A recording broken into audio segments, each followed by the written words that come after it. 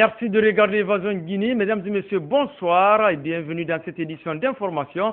Tout d'abord, les titres. Dans la commune de Matoto, les différentes sections du RPG Arc-en-Ciel se mobilisent dans la perspective des scrutins législatifs. Elles se sont mobilisées jeudi au cours d'un meeting à Bessia Rond-Point pour manifester leur volonté de voter RPG Arc-en-Ciel le 24 septembre prochain. Malgré la rencontre avec le président de la République, les magistrats guinéens restent sur l'offensive pour boycotter les élections législatives si leur statut particulier n'est pas appliqué. Ils étaient en assemblée générale extraordinaire ce vendredi pour en parler.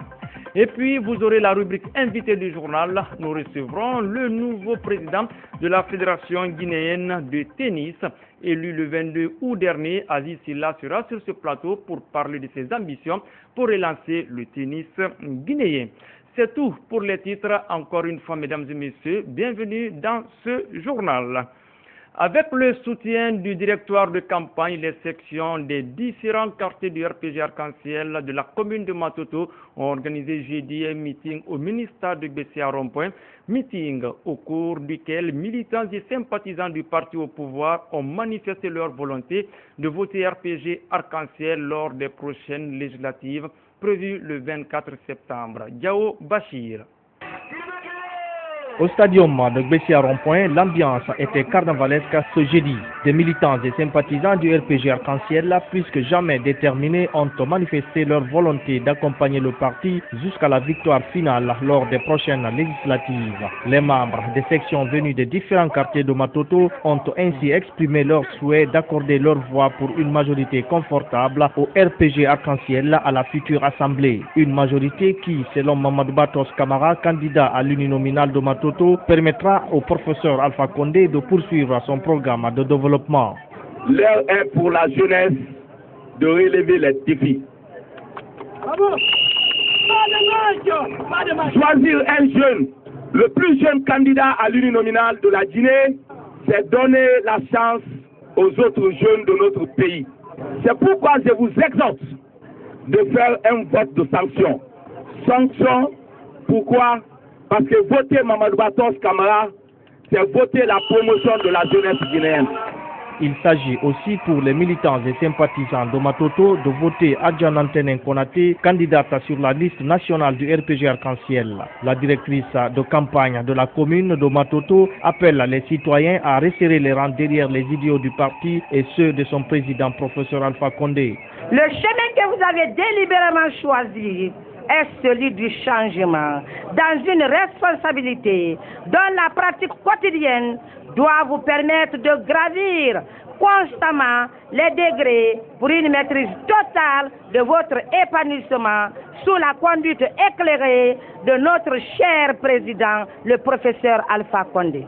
En attendant donc le 24 septembre, le directoire national du RPG Arc-en-Ciel continue des meetings pour convaincre plus de militants afin d'obtenir une majorité confortable à l'Assemblée nationale. De son côté, le président du Parti guinéen pour la Renaissance et le Progrès a entamé sa campagne électorale en Moyenne-Guinée. Première étape de la tournée d'Alaba profond. Partout dans la préfecture, Alpha Ibrahima Silaba tente de convaincre les populations à voter PGRP. Commentaire signé Ibrahima Souriari Ansani. Alpha Ibrahima Silaba, président du Parti guinéen pour la Renaissance et le Progrès, est à la conquête de l'électorat de la préfecture de Dalaba. Ancien fonctionnaire international, l'homme dispose de 40 ans d'expérience dans les institutions internationales, notamment la Banque mondiale et la Banque islamique de développement. Depuis quelques jours, il sillonne les villages les plus reculés de Dalaba, Mombéa, Bodi, Kebali, Détine et autres, pour expliquer aux populations sa vision et sa politique à défendre dans la future assemblée en vue d'un développement de la préfecture de Dalaba. Il s'agit donc d'une campagne porte à porte dans ces villages, mais aussi expliquer aux électeurs comment voter. Visiblement engagé à apporter son expertise pour le bonheur des citoyens de Dalaba, Elhadj Ibrahima Silaba n'a pas manqué de s'exprimer sur le retard dans lequel vit cette préfecture. Dalaba est à l'abandon depuis des années. On ne voit les gens que lorsque les élections arrivent. Voilà Dalaba, une préfecture qui pendant des années, pendant plus de 2 ans, n'a pas de radio, n'a pas de télévision. On avait offert 12 km de route bitumée à Dalaba. Aujourd'hui, allez voir, il n'y a pas un centimètre de route bitumée qui a été posé. Tout ceci, c'est un défi que nous allons relever. La population de Dalaba bénéficiera entièrement avec nous des ressources de la Guinée. Parce qu'on va partager équitablement les ressources de la Guinée et chaque région va avoir sa part. Tcherno Aliouba, un colonel à la retraite, est le candidat uninominal du PGRP à Dalaba. Nous sommes heureux de constater effectivement qu'à tous les niveaux, nous avons été reçus très chaleureusement par toutes les populations. Vous en êtes témoins. Et je suis persuadé d'une chose, c'est que les résultats seront des résultats favorables. En attendant son grand meeting dans la ville de Dalaba, la délégation du PGRP poursuit sa tournée dans la région du Fouta. Elle a été reçue jeudi dans la ville de Koubia. Pendant ce temps, mercredi, le président de Guinée pour tous était l'hôte des populations de Kamsar d'Amboké dans le cadre bien sûr de sa tournée pour la campagne électorale. Au cours d'un meeting, Ibrahima Kassouri Fofana s'est dit satisfait de l'accueil qui lui a été réservé. Ella Joumar Barry, notre envoyé spécial. C'est dans le souci de rappeler plus de sièges à la future Assemblée nationale que Dr Ibrahima Kassouri Fofana et sa suite affûtent leurs armes dans la conquête de l'électorat depuis le lancement de la campagne. Kamsar a reçu mercredi le parti Guinée pour tous dans l'allégresse. Le président du GPT avec un sourire aux lèvres a fait le tour de la ville, le tout soutenu par des cris et des danses de soutien par les militants et sympathisants habillés aux couleurs du parti Guinée pour tous. Ce n'est qu'à 19h passées qu'il a livré son discours. Un discours axé sur le scrutin prochain, mais aussi et surtout sur la gouvernance actuelle du professeur Alpha Condé. Je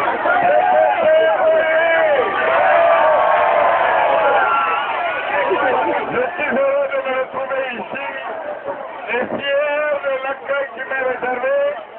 Cet accueil témoigne de l'engagement de Kamsar à voter massivement GPT.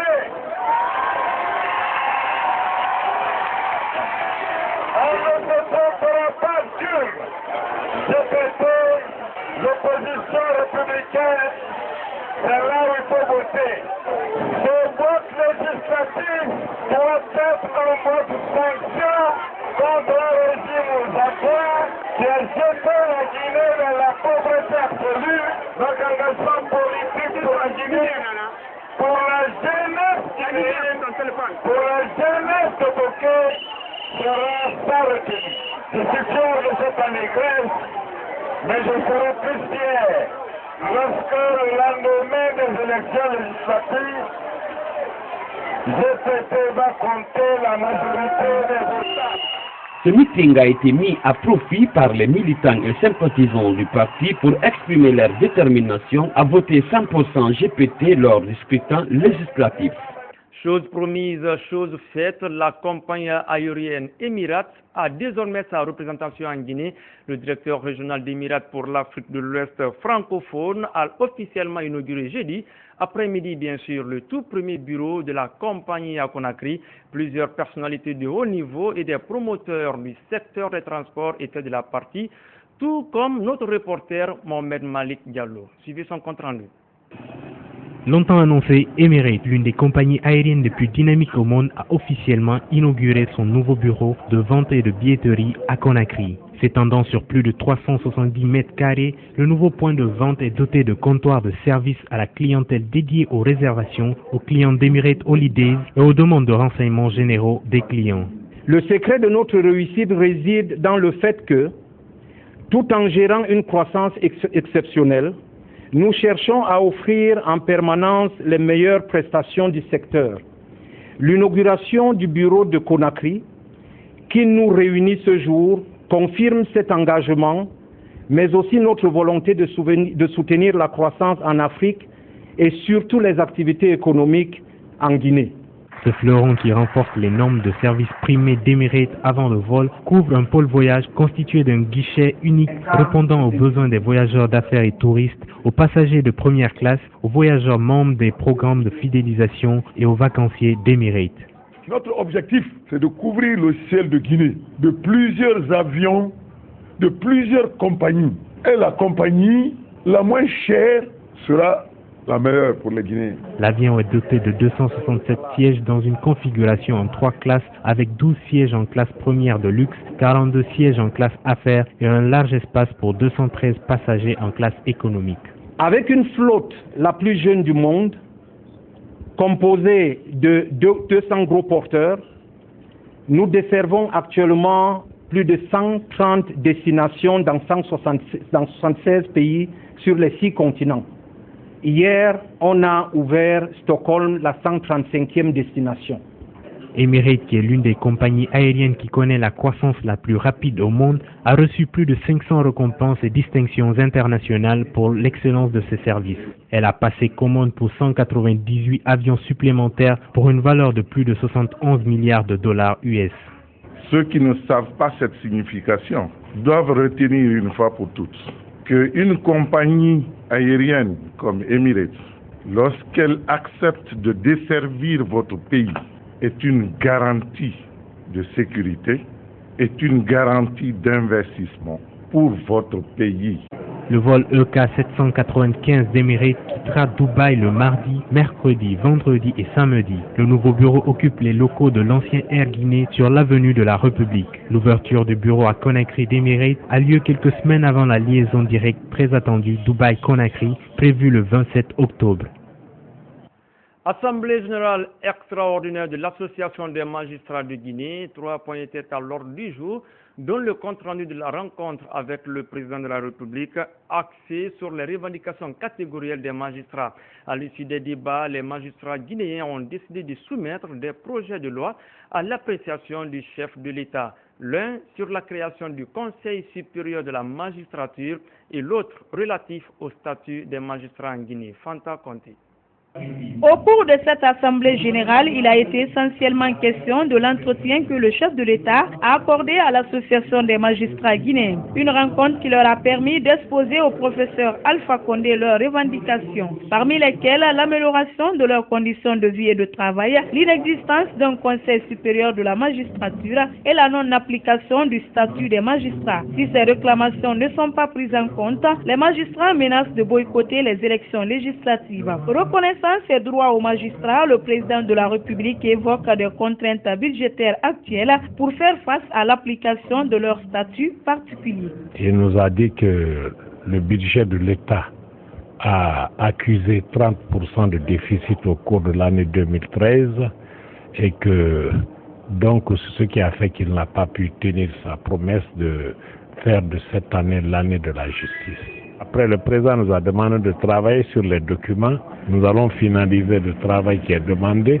Le projet de décret portant fonctionnement du secrétariat exécutif du Conseil supérieur de la magistrature et le projet de décret portant rémunération des salaires des magistrats. Donc, pour le moment, nous entamons des négociations. Si ces négociations aboutissent, il n'y a pas de problème que nous ne participons pas à ces élections. Au cours des débats, beaucoup de magistrats ont déploré le peu d'intérêt que les autorités accordent à leur profession. S'agissant de la question relative au boycott des législatives, les avis sont contradictoires.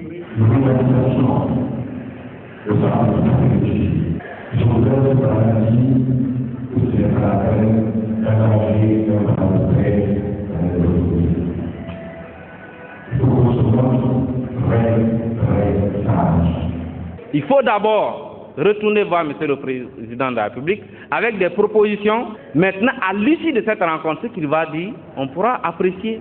La justice guinéenne est considérée aujourd'hui par bon nombre de citoyens comme une justice corrompue. Ces magistrats, par cette démarche, comptent changer la donne. Mettre en place une police de proximité pour renforcer la sécurité des citoyens, c'est le combat actuel du département de tutelle. Il coûtera 5 millions d'euros et sera exécuté par Civipol, une agence française. Il s'agit d'un programme qui s'étendra sur 8 mois. Ce vendredi, le ministre de la Sécurité et les partenaires ont fait le point de l'évolution globale du projet d'appui au renforcement des capacités de la police guinéenne dans la perspective de la rapprocher davantage des citoyens et de leurs biens. Compte rendu à Giratouba. Ce projet met l'accent sur la restauration de la confiance entre la police et la population. À ce sujet, des actions sont déjà entamées pour la formation, l'équipement et la sélection des agents de police. Tout un travail va être fait donc pour déterminer quelles sont les spécificités de la société guinéenne, votre socle culturel, les modes de régulation sociale dans les quartiers, pour adapter nos modes de fonctionnement de police de proximité à vos attentes de sécurité et de lutter aussi contre la petite et la moyenne délinquance. Ce programme est divisé en 3 composantes principales. La première composante, il s'agit de restaurer le lien entre la population et la police et rapprocher la police de la population afin de mieux assurer sa protection. La composante numéro 2, il s'agit de professionnaliser la capacité opérationnelle de la police tout en créant les liens avec les autres acteurs. Et alors une troisième composante qui est un peu plus technique et qui viendra en fin de programme, restaurer au cœur du fonctionnement de la police les principes d'état de droit, droits de l'homme, bonne gouvernance. Pour ce programme pilote, les zones de Matam, Ratoma et Zérékoré ont été choisies à cause de leur superficie, la densité de leur population et le taux élevé d'insécurité. La criminalité, le banditisme, c'est un fait de société. Nous n'atteindrons jamais le point zéro parce que nous sommes rentrés aujourd'hui dans le concert des nations, la proximité et la migration par-ci, par-là aidant. C'est chercher à mettre toutes ces activités sous contrôle. Elle sera encore mûre, efficace, avec la participation de la population guinéenne. C'est ce que ce projet est en train de démontrer, de faire inculquer ça d'abord à nous, agents de sécurité. Comment aborder cette population pour qu'elle nous soit utile dans sa propre sécurité. Ce projet de 18 mois compte impliquer les citoyens dans la définition et la résolution des problèmes de sécurité dans les zones ciblées. Un exemple qui devrait permettre de tirer les leçons pour d'autres programmes futurs. Le Centre national de transfusion sanguine connaît aujourd'hui une pénurie de sang. Cette situation serait due à la réticence des donneurs. Avec seulement moins de 200 poches de sang, le centre risque de ne plus satisfaire la demande de sang. Reportage Marie-Sheila Fofana. Les centres hospitaliers de Conakry et ceux des villes environnantes connaissent un manque de sang. Les victimes d'accidents, les femmes qui présentent des complications liées à la grossesse et les personnes souffrant d'un manque sévère de sang dû au paludisme, à la malnutrition ou encore aux drépanocytoses risquent d'être sérieusement affectés. Je suis là pour venir chercher du sang. Ça fait 4 ans comme ça. Chaque mois, je dois mettre du sang. Je suis un drépanocytaire. Je sens un peu fatigué. Mon tête me fait mal. Mon corps chauffe. On me donne le sang gratuitement. Chaque 1 à 2 mois, je dois mettre du sang. Comme Almami Talibé Bari, ils sont nombreux les patients qui viennent des centres hospitaliers de Conakry pour s'approvisionner en sang au Centre national de transfusion sanguine. Un centre qui reçoit plus de 50 demandes de sang par jour. Mais aujourd'hui, le CNTS ne peut satisfaire tout le monde. Cette situation s'explique par la réticence des donneurs. La première des difficultés auxquelles nous sommes confrontés, c'est le manque de donneurs. Ce manque de donneurs est dû d'une part au fait que il y a une certaine réticence même des personnes les mieux informées à faire don de leur sang, et d'autre part les gens pensent qu'il y a trafic de sang. Il y a des velléités de trafic de sang qui encouragent donc les candidats potentiels à faire don de leur sang. Sinon, il y a quand même certaines personnes, certains clubs, certaines associations qui quand même nous aident par moment à combler le vide que nous avons. Le manque de donneurs ne serait pas la seule cause de pénurie de sang au CNTS. Un donneur qui vient donner son sang, qu'on lui donne seulement le sang de J plus 5 000 francs, mais c'est dommage. Il y a un problème aussi. Pourquoi les gens ne viennent pas donner son sang ici au Centre national? L'accueil compte beaucoup. On n'accueille pas les donneurs bénévoles de sang. quelqu'un qui vient bénévolement donner son sang, il quitte chez lui pour venir. Mais si vous l'accueillez très mal, est-ce que lui seul il peut démobiliser d'autres personnes qui sont dans les quartiers? Alors il faudrait que le CNT change le système, surtout le système d'accueil. Avec moins de 200 poches de sang, le CNTS risque le pire si des mesures urgentes ne sont pas prises. Obsèques de Feu Almami Silla, ancien ministre secrétaire général à la présidence de la République durant la Deuxième République. Les funérailles ont eu lieu ce vendredi au Palais du Peuple en présence des membres du CNT, des partis politiques et des anciens collaborateurs de l'homme. C'était pour lui rendre un dernier hommage. Compte rendu Oumar Sow. Feu Elhadj Almami Fodé Silla, ancien fonctionnaire de l'administration guinéenne sous la Deuxième République, né le 1er janvier 1943 à Tondon dans la préfecture de Dubrika, est décédé mardi 3 septembre dernier des suites d'une longue maladie à son domicile de Lansana. Présent à ses obsèques, membres du CNT, parti politique, anciens ministres, collaborateurs et membres de la famille, tous étaient venus lui rendre un dernier hommage. L'honorable Elhadj Fodé Silla, à qui nous rendons aujourd'hui ce dernier hommage, fut un rassembleur, un patriote remarquable, qui durant sa vie s'est consacré à la cause de son peuple, de sa famille et de ses collaborateurs. C'est pourquoi sa disparition est profondément ressentie et laisse un grand vide. Le Conseil national de la transition, très affecté par cette autre disparition prématurée d'un ancien député, présente ses condoléances les plus émues à sa famille biologique et politique, ainsi qu'à tout le peuple de Guinée. Avec la permission de la famille Silla, vous accepterez que je ne m'acquitte de ce devoir. Je suis ému, c'est une réalité. Pourquoi? Parce que je me rappelle du jour où il est venu dans le salon de mon père pour demander les mains de ma sœur. Aujourd'hui, je l'accompagne. Ainsi va la vie. Un homme bon, gentil et très aimable, qui a toujours été au service de sa nation. C'est ce que ses collaborateurs retiennent de lui. Comme certains ont eu à le dire, un unificateur, il a un grand rassembleur, un grand chahuteur, qui ne se fâche pas, qui est tout le temps souriant, qui est large, qui a le dos large. Donc si aujourd'hui il me quitte, c'est que Dieu a voulu comme ça. C'est un ami à moi, un promotionnaire depuis l'école primaire. Nous sommes cofondateurs du PUP. Et ensemble, nous avons fait la lutte pour implanter le parti et le faire vivre. Aujourd'hui, Dieu l'a rappelé, que Dieu lui donne son paradis. Feu Almami Fodé Silla a regagné ce vendredi sa dernière demeure dans son village natal de Tondon, dans la préfecture de Dubreka. Il laisse derrière lui 2 veuves et 6 enfants. Que l'âme de l'illustre disparu repose en paix. Paix à son âme. Nous voulons un monde de paix, être des hommes et des femmes de paix. Nous voulons que dans notre société déchirée par des divisions et les conflits explose la paix.